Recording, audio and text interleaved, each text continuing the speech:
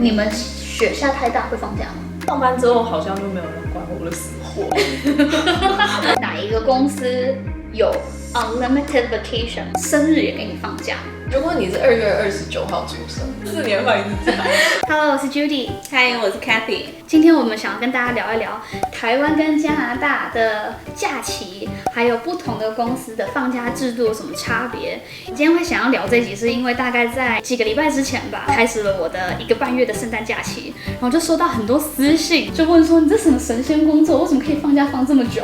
对，我是其中一个。对。然后我就觉得说那来跟大家聊一下我们公司有什么样特别的假期啊，然后 Kathy 也可以跟大家分享一下她的公司有什么样特别的假期。Kathy， 你要不要讲一下你公司是什么？现在在4大会计师事务所之一的 Ernst & Young， 就是大家说的安永做审计。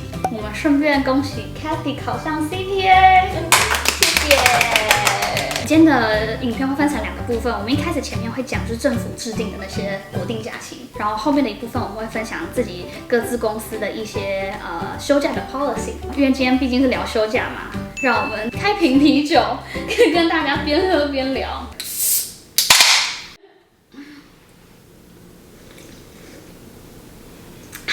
我们先来分享国定假日好了。国定假日，台湾跟加拿大哪一个比较多呢？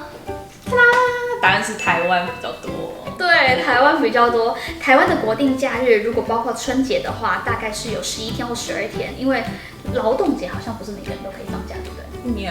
加拿大这边的国定假日是5天，然后呢，每一个省份都有不同的自己不同的假日，所以看你住在哪一个省，那你一年总共放假的日期可能会不太一样。Kathy 是住在多伦多的，她的住的这个省是 Ontario， 就是安大略省，总共有多少天可以放？应该是9天左右。如果是 BC 的话，就是如果你是住在温哥华的话，我们应该是有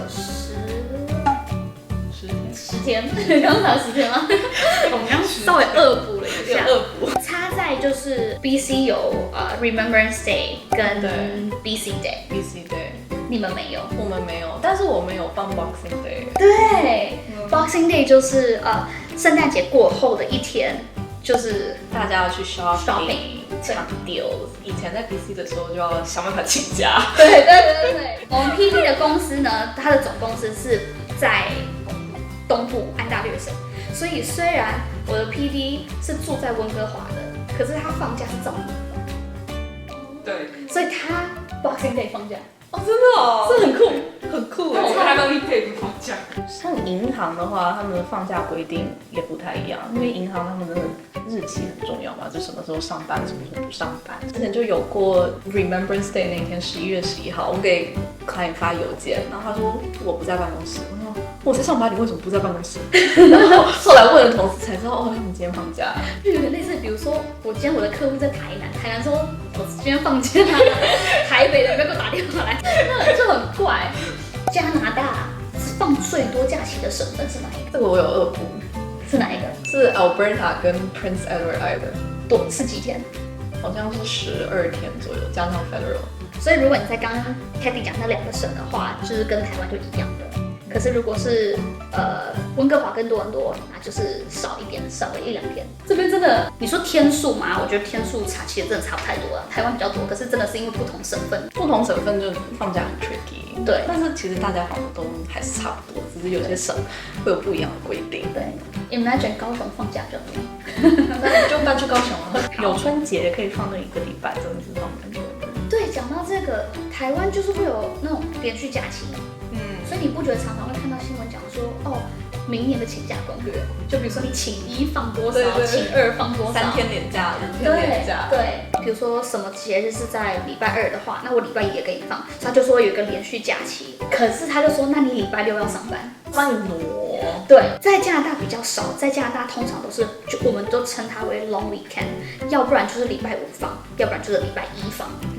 那比如说加拿大的国庆日在礼拜3好了，他是不会给你礼拜1、礼拜2放的，你就是放礼拜3。因为台湾的话会有那种连续假期很爽，这里就没有。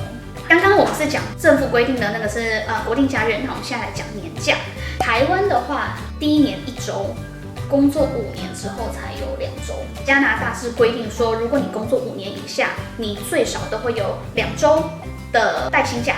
那如果你是工作满5年的话，就会有3周。但是呢，我们后面一 part 我们也会讲到说，很多公司其实会给你更多。然后记得看到后面，因为我们后面会讲。我觉得天气假可以讲。对，天气假，因为像台湾也政府的也会讲出来的，也会有那种，比如说台风假。你们雪下太大会放假吗？我以前上学的时候有放过那种雪太大的假，因为他怕你就是来学校上课危险。上班之后好像就没有人管我的死活，可能就顶多雪很大，让你说啊好，你可以不用冒着生命危险来上班，但是你可以在家工作。所以不会像台湾说，比如说台湾就是发布台风警报，大家守在电视前面说到底要不要放假？明天可以去唱歌、看电影，不要这么乱教小孩好不好？台风假为什么要去唱歌？年轻人是不知道泛舟歌的，对不对？我觉得他们应该不知道泛舟那个梗。在加拿大的话就不会说，天啊，今天雪下好大哦！我坐在电视机前面，听说政府说今天会不会放假，没这回事。没。下个阶段我们要进入公司制定的，就是不包括政府制定的那些假期。那不同的公司会给出什么样特别的假日？我们可以怎么样休假？我们这一段会来分享。但是分享之前呢，先问你个问题：哪一个公司有 unlimited vacation， 就是无限假期？在这边给大家选项，大家可以一起来猜猜看。你猜哪一个？我猜 either Google or Netflix. I guess Google. 吗？答案是 Netflix。See, I was on the right track. Netflix 的公司呢是没有规定说你一年有多少年假的。我觉得这就是变相的让你不要请假，你可能也没时间请这么多假，所以他才敢有这个 policy。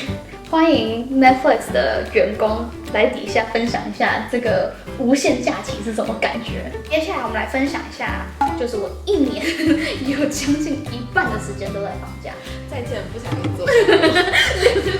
一般来讲，就是政府规定不是说工作5年是3个礼拜嘛，我们公司一进去就给你20天，就是4个礼拜。真好哎。对，除此之外呢，我们有一个 Personal Wellness Day， 就是原本我们公司呢有那种病假，你可以请6天，搬家给你请2天，然后还有那种 Personal Day， 就是希望你就是 relax， 就是你想做什么都可以，只要就是你想 relax 就可以放假，这种有3天。但是因为今年他发现说，真的要给员工好好的放假，调试他们的身心，我们公司就决定说，那我全部整合在一起。所以就是除了那4个礼拜之外呢，再加12天的你想干嘛就想干嘛 day。除此之外呢，还有1天是也不算请假，但你可以不用上班，他鼓励你去做 volunteer。所以比如说你要去做志工、义工，去医院帮忙，那这有2天可以请。但是他会检查你有没有真的去 volunteer 吗？